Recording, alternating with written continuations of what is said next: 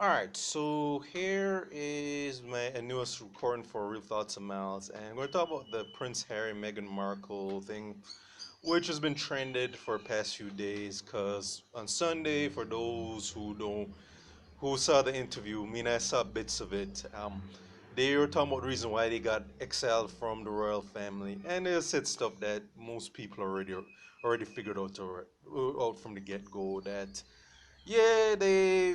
yeah, they got the stepchild treatment, so to speak, because of race. Because Meghan Markle in particular said that the royal family, she didn't spell it out because Oprah insinuated that, and yeah, Oprah.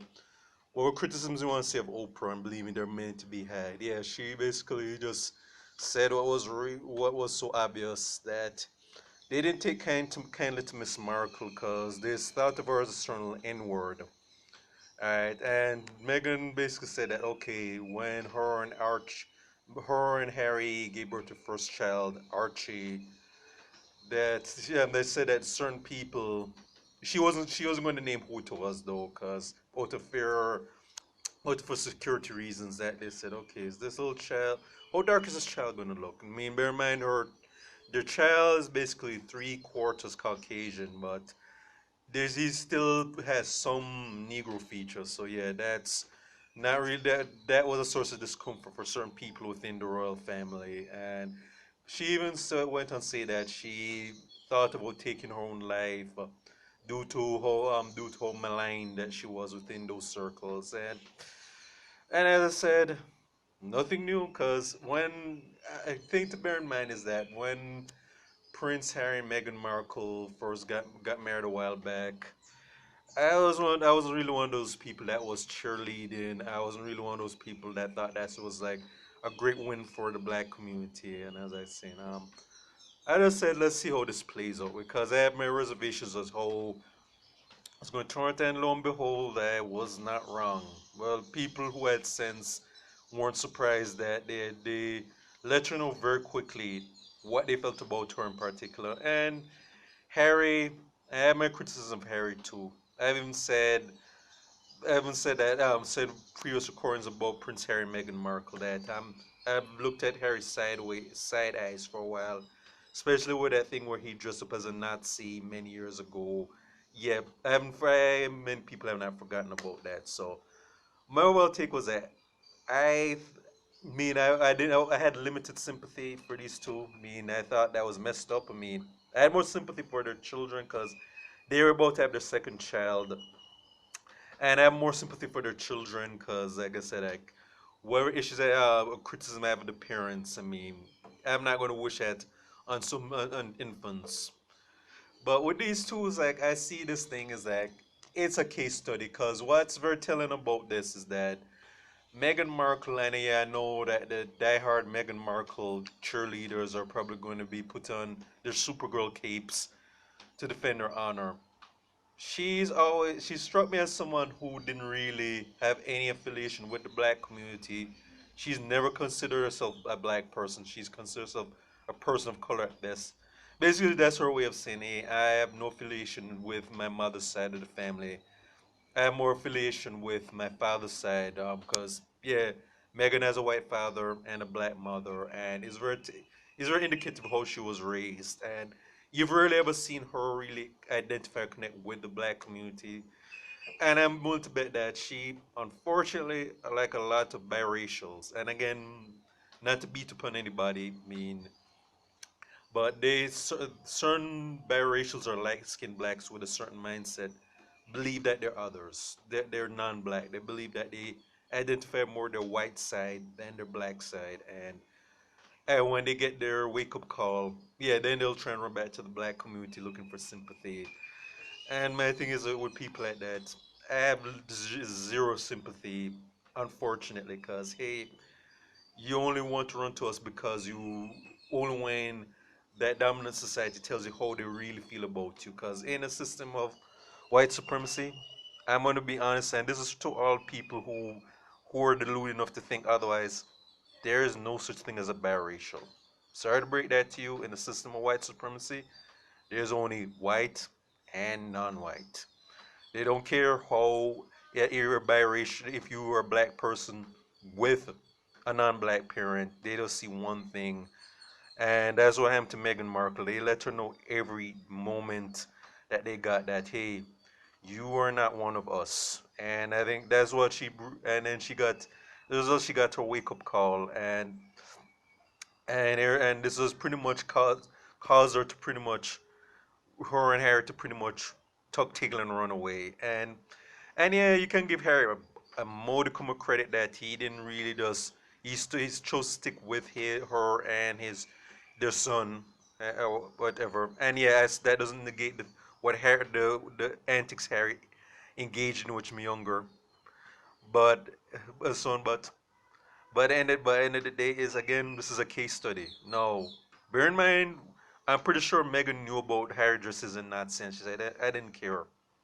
And again, this is why I have limited sympathy, because she knew what she was getting into, and she got a wake up call, and that's where we can put it. And what's interesting now is that the royal family is doing damage control. They're saying, "Oh, we're going to look into it." Yeah, I mean, these allegations of racism are very troubling. We'll investigate yourselves, meaning that, okay, we're going to do a little PR spin to try and negate the bad press that we're getting, and then when this blows down, we're just going to just go back to normal, and we're just going to pretend this never happened, cause and so on, because thing. And like I said, that Megan, when she knew what she was getting to, marry into a family of colonizers. And yeah, the royal family, like I said, like, they're, if you know their history, yeah, they're, yeah, let's just put it this way, that they're, yeah, they've done been caught up some very unsavory things, and many of the people in royal families are have some very despicable reputations of being racists,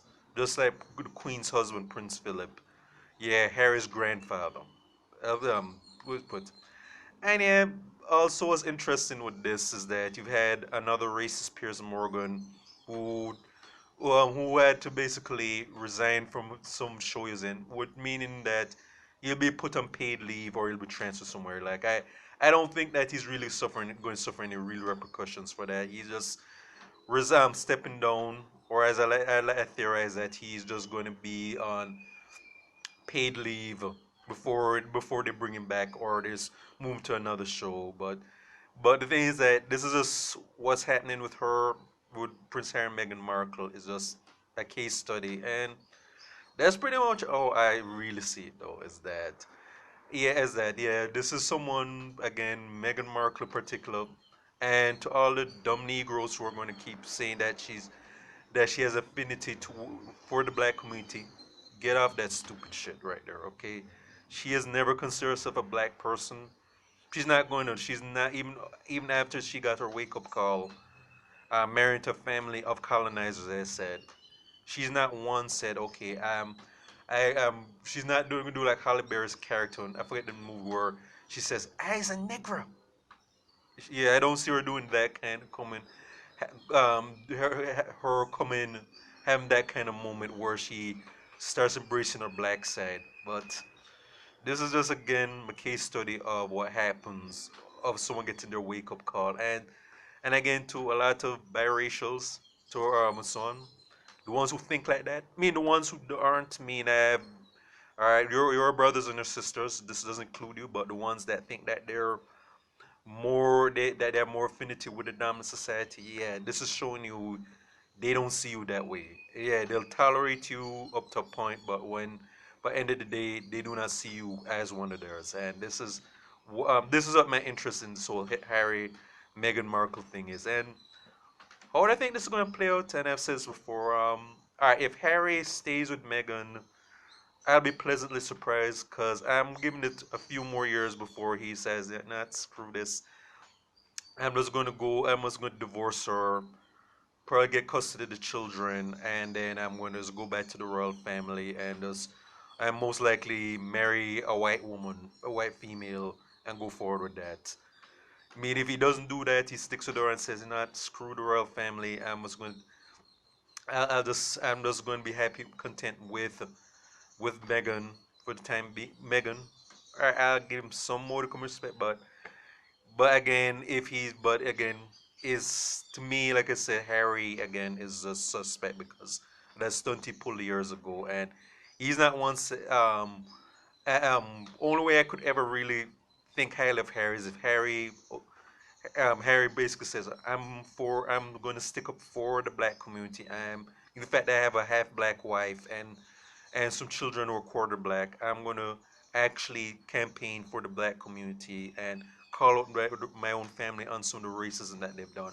Because Harry, even that interview, he didn't really, he does, again, he soft pedaled it. And yeah, I know it's part of it because I think with Prince, his mom, what happened to his mom, and how the royal family was blamed for her unfortunate demise. Because the rumor is that it was the paparazzi that got Princess Diana her boyfriend Dodi Fayed, who she's pregnant with. That is the royal family had something direct influence in that, directly responsible. And even that's why Meghan's not doing, because she's figuring, okay, if I say some of the wrong things, yeah, I might end up like my mother-in-law, the one that I've never actually met in life. Yeah, I don't want to end up just like her.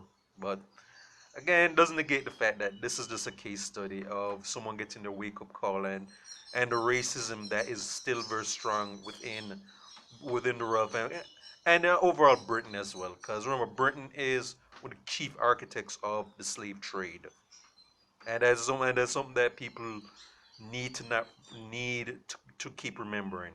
All right, and that's pretty much all I have to say about this, though, Zach. Glad I got to do this for this my newest YouTube page, and I mean I could have done some one of my main ones, but doesn't want to fill up my other pages with some content. And that's pretty much what I'm saying about the Prince Harry and Meghan Markle debacle that's still ongoing. So if I have any more follow-ups thoughts about this, may I put out some more videos. But alright, this is from me. For Real Thoughts and Miles, check out my YouTube pages. Miles Gustavern, Miles Productions, Real Thoughts and Miles. Have a good day.